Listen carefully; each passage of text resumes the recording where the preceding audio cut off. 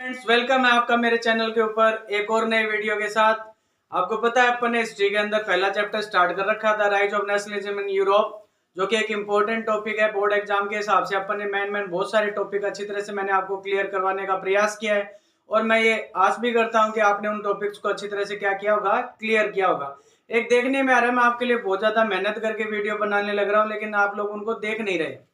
उनको बढ़िया तरीके से देखे ताकि आपको सारी चीजें एकदम क्लियर कट हो, ताकि आपको उनको बोर्ड एग्जाम में अच्छी तरह से आप क्या करो, उनको रिप्रेजेंट कर पाओ और उसके अकॉर्डिंग तुम्हारे अच्छे मार्क्स आ सके। तो इसी आस के साथ मैं आज का वीडियो स्टार्ट कर रहा हूं। तो चलिए बिना कोई देरी किए आज अपन आज का वीडियो स्टार्ट करते हैं। जैसे अपन ने लास्ट क्लास के अंदर पढ़ा था कि जो कंजर्वेटिव्स थे उनको भी ये बात समझ में आ गई थी कि जो लिबरल्स हैं, जब भी अपन कोई सिस्टम बनाते हैं तो लिबरल्स उसका क्या करते हैं, विरोध करते हैं, हम उसको रिप्रेस करते हैं। तो ये साइकिल चलता ही रहता है। अगर इसको खत्म नहीं किया गया तो ये साइकिल चलता ही रहेगा। तो उन्होंने फिर क्या सोचा कि चलो भाई इनकी बात मान लेते हैं। तो कहने का मतलब ये है कि अब जो नेशन स्टेट वाला जो कॉन्सेप्ट था उसकी बागडोर किन्होंने ले ली थी, कंजर्वेटिव्स ने ले ली थी। तो उसी चीज को अपन अब जर्मनी के यूनिफिकेशन में पढ़ेंगे, इटली के यूनिफिकेशन में पढ़ेंगे और ब्रिटेन के यूनिफिकेशन में भी पढ़ेंगे। तो आज वाला जो यूनिफिकेशन अपन पढ़ने वाले हैं, जर्मनी वाला यूनिफिकेशन पढ़ने वाले हैं, अगला यूनिफिकेशन इटली वाला अपन अगली क्लास में पढ़ेंगे। तो देखिए मैंने लिखा हुआ अभी है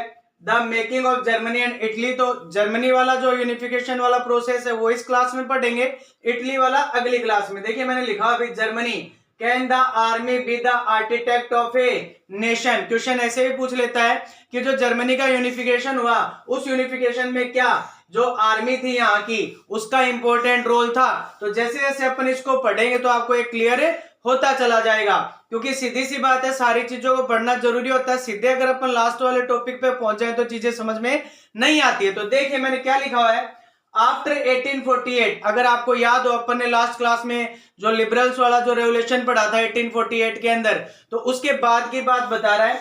after 1848 nationalism in Europe moved away from its association with democracy and revolution. तो क्या कह रहा है कि जो 1848 के अंदर जो घटना हुई उसके बाद जो है यूरोप से जो नेशनलिज्म जो था ना, nationalism in Europe moved away from its association with democracy and revolution. ऐसा लगने लग गया जैसे नेशनलिज्म जो है वो क्या होता जा रहा है, दूर होता जा रहा है। किससे? डेमोक्रेसी से और रेवोल्यूशन से। समझ में आया? दोबारा देखिए, after 1848 nationalism in Europe moved away from its association with democracy and revolution. किससे दूर होता चला गया नेशनलिज्म?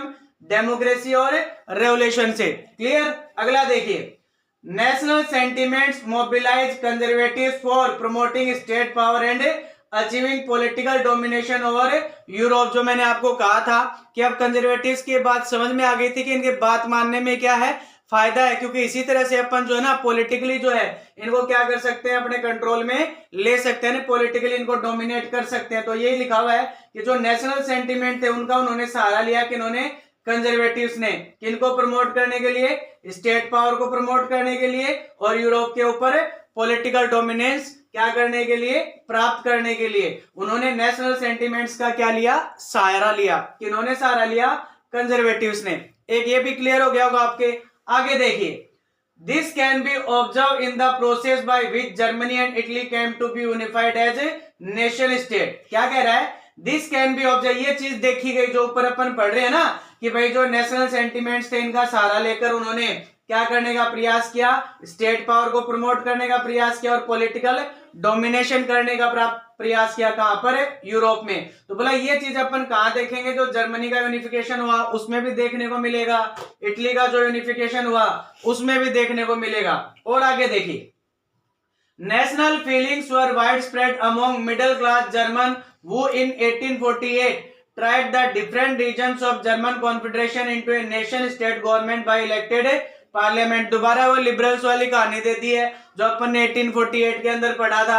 वहां पर अपन ने क्या देखा, जो मिडिल क्लास वाले जो जर्मन्स थे उन्होंने क्या प्रयास किया था, जो अलग अलग रीजन्स थे है ना, कहाँ के, जर्मन कॉन्फेडरेशन के, उसको उन्होंने नेशन स्टेट में कन्वर्ट करने का प्रयास किया था। और क्या निर्धारित किया था कि भाई गवर्नमेंट है वो किसके थ्रू आएगी, पार्लियामेंट के थ्रू इलेक्ट होके आएगी। तो हमने उसमें क्या पढ़ा था, 1848 वाला जो रेवोल्यूशन था उसको रिप्रेस कर दिया गया था। किनके द्वारा रिप्रेस किया गया था? कंजर्वेटिव्स के द्वारा। आपको मेरे को कमेंट में बताना है कि वो प्रूसिया का उस समय राजा कौन था और उसकी मदद किसने करी थी। पक्का करके आपको कमेंट करके बताना है, क्योंकि आप कमेंट से मेरे से ना तो सवाल पूछते हो, ना ही फिर उस तरह से आप क्या करते हो, रेस्पॉन्स देते हो, तो थोड़ा अजीब लगता है। तो आपको जो पढ़ाया जाता है उसको कमेंट्स के थ्रू भी आप रेस्पॉन्स दें। तो आपको ये बताना है कि जब ये 1848 के अंदर जब ये रेवोल्यूशन हुआ था जर्मन स्टेट्स के अंदर, तो उस समय प्रूसिया का राजा कौन था? आगे देखिए, this liberal initiative to nation building repress combined forces of monarchy and the military. देखिए आ भी गया वो 1848 वाले, दोबारा यहाँ पर क्या दिया गया, दोबारा लिखा गया है कि भाई ये जो लिबरल्स ने जो प्रयास किया था नेशन बिल्डिंग बनाने, यानी नेशन स्टेट बनाने का, उसको क्या कर दिया गया था, दबा दिया गया था। किन के द्वारा? जो मोनार्क थे उन्होंने और मिलिट्री ने मिलकर उसको क्या कर दिया था, रिप्रेस कर दिया था। आपको याद हो, दोबारा आपसे पूछ रहा हूं कि बताओ वो राजा कौन था प्रूसिया का उस समय, जिसने ट्रुप बुलवा के और उस जो यहाँ पर असेंबली हो रही थी उसको डिसबैंड करवाया था। तो यहाँ पर एक चीज और दे रखी है कि मोनार्क और मिलिट्री तो थी, लेकिन साथ ही साथ इनके सपोर्ट करने वाले में कौन थे? जो बड़े जो लैंड ओनर्स थे, जमींदार टाइप जो थे, लैंड ओनर्स थे, उन्होंने भी इनकी मदद करी थी। ये ऑब्जेक्टिव क्वेश्चन आता है, ध्यान रखना। जो लैंड ओनर्स है उनको क्या कहा जाता है? जंकर्स कहा जाता है। तो समझ में आ गया। एक तो आपको राजा का नाम बताना है, प्रूसिया का राजा कौन सा था। एक आपको ये ध्यान रखना है कि जिन लैंड ओनर्स ने इनका साथ दिया था, इनका जो मोनार्क था और जो मिलिट्री था इनका साथ दिया था, उनको क्या कहा जाता था? क्या कहा जाता था? जंकर्स कहा जाता था। एक ऑब्जेक्टिव क्वेश्चन है, ध्यान दे लेना इसके ऊपर। चलिए आगे देखते हैं। From then on, Prussia took on the leadership of the movement for national unification। जैसे मैंने बताया कि भाई अब जो कंजर्वेटिव्स थे उनको बात समझ में आने लग गई थी कि जो लिबरल जैसा चाह रहे, नेशन स्टेट चाह रहे हैं, उनकी बात मानने में क्या है, फायदा है, क्योंकि इसी वजह से अपन जो है ना पॉलिटिकली भी इनको कंट्रोल कर पाएंगे और इकोनॉमिकली भी इनको क्या कर पाएंगे, कंट्रोल कर पाएंगे। तो प्रूसिया ने सारी की सारी क्या कर ली, जिम्मेदारी ले लिया। फिर क्या हुआ, इसका जो चीफ मिनिस्टर था जिसका नाम था ओटो वॉन बिस्मार्क, नाम ढंग से याद कर लेना। जर्मनी का जो यूनिफिकेशन हुआ, उस जर्मनी के यूनिफिकेशन में ओटो वॉन बिस्मार्क का बहुत इंपॉर्टेंट रोल रहा। ये प्रूसिया का चीफ मिनिस्टर था, ध्यान रखना इस चीज का। तो जो ओटो वॉन बिस्मार्क जो था वो the architect of this process, ठीक है। ये जो जर्मनी का यूनिफिकेशन हुआ उसका जो आर्किटेक्ट था, यानी जो उसका स्वरूप बनाने वाला जो था, वो कौन था? ओटो वॉन बिस्मार्क था। और उसने किसके द्वारा, यानी किसके माध्यम से किया उसने? इसमें उसकी मदद करी। किसने मदद करी? जो प्रूसिया की जो आर्मी थी, प्रशियन आर्मी ने, और वहां की जो ब्यूरोक्रेसी थे, अलग अलग विभाग जो थे, उन्होंने ओटो वॉन बिस्मार्क की बहुत ज्यादा क्या करी, हेल्प करी। कौन से प्रोसेस के अंदर? जर्मनी के यूनिफिकेशन वाले प्रोसेस के अंदर। दोबारा देख लिए, चीफ मिनिस्टर का नाम क्या है? Otto von Bismarck. कहां का चीफ मिनिस्टर है? प्रूसिया का। क्या कर रहा था? जर्मनी का यूनिफिकेशन करवा रहा था। मदद कौन कर रहा था? प्रूसिया की आर्मी और वहां की ब्यूरोक्रेसी। और आगे देखिए, 3 wars over 7 years with। अब क्या हुआ, 3 साल के अंदर, ठीक है, सीधी सी बात है, 3 युद्ध लड़े गए। कितने साल के अंदर? 7 years के अंदर। थोड़ा मिस्टेक हुआ, ध्यान दे लेना कि जो 7 years है, 7 जो वर्ष हैं, उन 7 वर्ष के दौरान 7 से ज्यादा ही वर्ष लगे थे। कितने युद्ध लड़े गए? 3 wars लड़े गए। किन किन के साथ लड़े गए?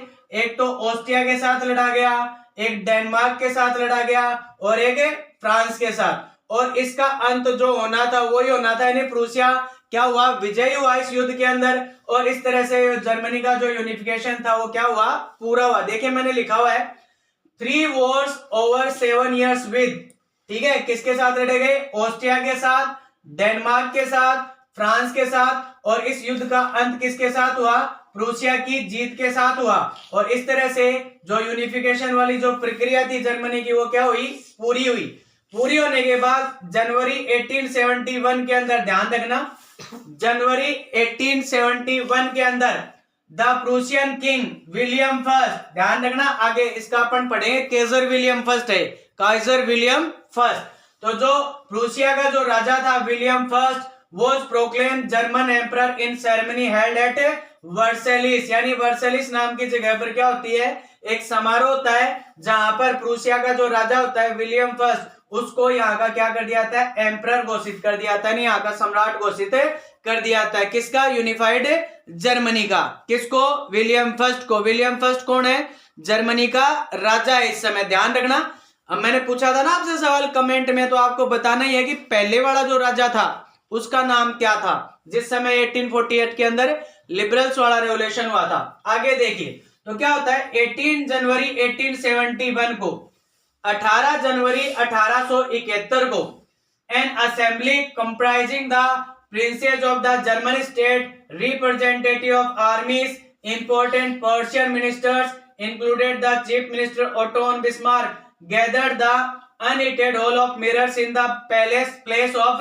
Versailles to proclaim the new German empire headed by Kaiser William first of Prussia. यानी 18 जनवरी 1871 को ये जो पैलेस ऑफ वर्सेलिस अपन ने पढ़ा है, जिसको मैंने बताया क्या कहा जा रहा है, हीटेड हॉल ऑफ मिरर्स, ठीक है, in the place of Versailles, ठीक है। यहाँ पर क्या होता है, एक सेरेमनी का आयोजन होता है, एक समारोह का आयोजन होता है, जिसमें सारे प्रिंस जो होते हैं प्रूसिया के वो भी इकट्ठा होते हैं, बड़े बड़े आर्मी के जो अधिकारी हैं वो भी इकट्ठा होते हैं, बड़े बड़े जो मिनिस्टर्स हैं वो भी इकट्ठा होते हैं, जिनमें ओटो वन बिस्मार्क भी यहाँ पर होता है। तो यहाँ पर समारोहिक रूप से जो काइजर विलियम फर्स्ट है, जो प्रूसिया का राजा है, उसको यूनिफाइड जर्मनी का क्या कर दिया जाता है, हेड डिक्लेयर कर दिया जाता है, यानी एम्परर डिक्लेयर कर दिया जाता है। किसको, काइजर विलियम फर्स्ट को। देखिए मैंने लिखा हुआ अभी यहाँ पर, दोबारा बता देता हूं आपको कि किसको, काइजर विलियम फर्स्ट जो है, जो प्रूसिया का राजा है, उसको क्या कर दिया जाता है,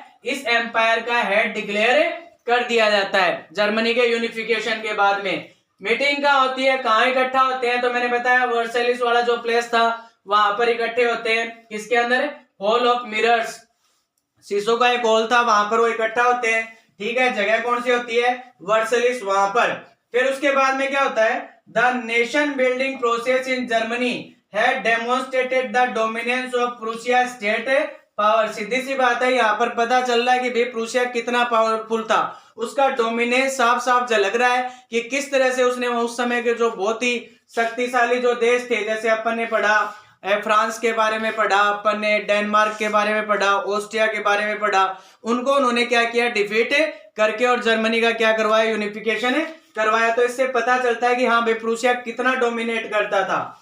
the new state placed strong emphasises, अब जब नया स्टेट बन गया जर्मनी का यूनिफिकेशन हो गया, तो किन के ऊपर ज्यादा दबाव डाला, यानी किन चीजों के ऊपर ज्यादा ध्यान दिया गया। तो एक तो मॉडर्नाइजिंग द करेंसी, करेंसी को मॉडर्नाइज करो, बैंकिंग सिस्टम बेटर बनाओ, लीगल सिस्टम, जुडिशियल सिस्टम, इन सारी चीजों को बेहतर बनाने का क्या किया गया, व्यवस्था करने का प्रयास किया गया कि सारी चीजें, न्यायिक व्यवस्था भी बढ़िया होनी चाहिए, एडमिनिस्ट्रेटिव व्यवस्था भी बेहतर होनी चाहिए, करेंसी को मॉडर्नाइज करना जरूरी है, ठीक है। तो इन सारी चीजों के ऊपर क्या हुआ, विचार हुआ। तो हमने क्या देखा कि जो जर्मनी का यूनिफिकेशन हुआ वो युद्ध के माध्यम से हुआ। तो जो कहा जा रहा है वो सही कह रहा है कि हाँ, आर्मी का भी रोल था, ओटो वन बिस्मार्क का भी रोल था, ठीक है, और भी सीधी सी बात है राजा का भी इंपॉर्टेंट रोल था, क्योंकि उसी ने इस चीज की अथॉरिटी दी थी, किसको, ओटो वन बिस्मार्क को, कि भाई आपको क्या करना है, जर्मनी जो है उसको यूनिफाइड करना है। तो एक इंपॉर्टेंट क्वेश्चन है जर्मनी का यूनिफिकेशन वाला जो है, इसमें जो मेन आपको नाम याद रखनी है वो काइजर विलियम फर्स्ट का नाम याद रखना है, ओटो वन बिस्मार्क का नाम याद रखना है, एक जो जर्मनी का यूनिफिकेशन हुआ 1871 के अंदर, एक ये याद रखना है। फिर वो सेरेमनी कहाँ होती है, तो वर्सेलिस नाम के स्थान पर होती है, जिसको हॉल ऑफ मिरर्स भी कहा जाता है। कब होती है, 18 जनवरी 1871 को। और फिर यहाँ पर किसको हेड डिक्लेयर किया जाता है, तो काइजर विलियम फर्स्ट को क्या किया जाता है, हेड डिक्लेयर किया जाता है। उसके बाद में व्यवस्थाएं की जाती है, क्या लीगल सिस्टम बनाया जाता है जर्मनी के अंदर, एडमिनिस्ट्रेटिव सिस्टम को बेटर बनाने की कोशिश की जाती है, जुडिशियल सिस्टम को भी सही तरीके से व्यवस्थित करने की कोशिश की जाती है। तो यहाँ हम क्या देख रहे हैं कि जो भी व्यवस्थाएं हैं वो किसको एज ए मॉडल सामने रखकर करा जा रहा है, प्रूसिया को, क्योंकि जर्मनी के यूनिफिकेशन में प्रूसिया का बहुत बड़ा रोल रहा था। और बाद में जब जर्मनी का यूनिफिकेशन हुआ तो हेड भी किसको बनाया गया, प्रूसिया के राजा ने काइजर विलियम फर्स्ट को ही बनाया गया था। तो ये चीजें आपको अच्छी तरह से ध्यान देनी है, सिंपल सी बात है, चाहे जर्मनी का यूनिफिकेशन आ जाए, चाहे इटली का आ जाए, चाहे ब्रिटेन वाला आ जाए, इनमें से एक क्वेश्चन आपके जरूर पड़ेगा, 100% बोर्ड एग्जाम के अंदर आएगा। तो ये जो टॉपिक आपको पढ़ाए जा रहे हैं इनको आप गौर से देखें। तो ये थी अपनी आज की क्लास, जिसमें अपन अलग अलग तरीके से अपन ने चीजों को पढ़ने की कोशिश करी कि किस तरह से वो 1848 वाला रेवोल्यूशन जो है उसको क्या कर दिया जाता है, दबा दिया जाता है, किनके द्वारा, मोनार्क, मिलिट्री, और फिर जो लार्ज लैंड ओनर्स होते हैं वो भी उनको मदद करते हैं, उनको क्या कहा जाता है, जंकर्स कहा जाता है। फिर अपन ने जर्मनी का यूनिफिकेशन पढ़ा। तो इस वीडियो को मैं चाह रहा हूं कि आप अच्छी तरह से देखें, क्योंकि ये वीडियो आपके लिए बहुत ज्यादा इंपॉर्टेंट साबित हो सकता है बोर्ड एग्जाम के नजरिए से देखा जाए। क्योंकि मैंने कहा ये जर्मनी वाला जो यूनिफिकेशन है इसमें बड़ा क्वेश्चन तो आए, छोटे क्वेश्चन भी पूछे जाते हैं, ऑब्जेक्टिव क्वेश्चन। तो इसको अच्छी तरह से प्रिपेयर करें ताकि आपको किसी प्रकार की कोई दिक्कत ना हो। तो ये था अपना आज का वीडियो। अगर आपको वीडियो अच्छा लगा है तो लाइक और शेयर करना ना भूलें। देखने में आता है कि आप लाइक और शेयर नहीं करते हैं, तो मैं अब क्या आस करता हूं कि ज्यादा तो मैं आपसे लाइक और शेयर नहीं मांग रहा हूं, कम से कम आप 200 लाइक और शेयर तो जरूर करेंगे इस वीडियो को, ताकि मेरे को और ज्यादा मोटिवेशन मिले और मैं आपके लिए और बढ़िया कंटेंट और बहुत अच्छी तरह से सिंपल तरीके से आपके लिए वीडियो बनाऊं। ठीक है, इसके अलावा अगर आप मेरे चैनल पर पहली बार आए हैं तो चैनल को सब्सक्राइब करना ना भूलें और बेल आइकन को भी प्रेस करें, ताकि मैं जब भी कोई नया वीडियो डालूं तो उसका नोटिफिकेशन आपके पास तुरंत पहुंच सके। तो ये था अपना वीडियो, इसको ध्यान से देखें, स्वस्थ रखें, बढ़िया तरीके से तैयारी करें बोर्ड एग्जाम के लिए। मिलते हैं अगली क्लास में, तब तक थैंक यू सो मच।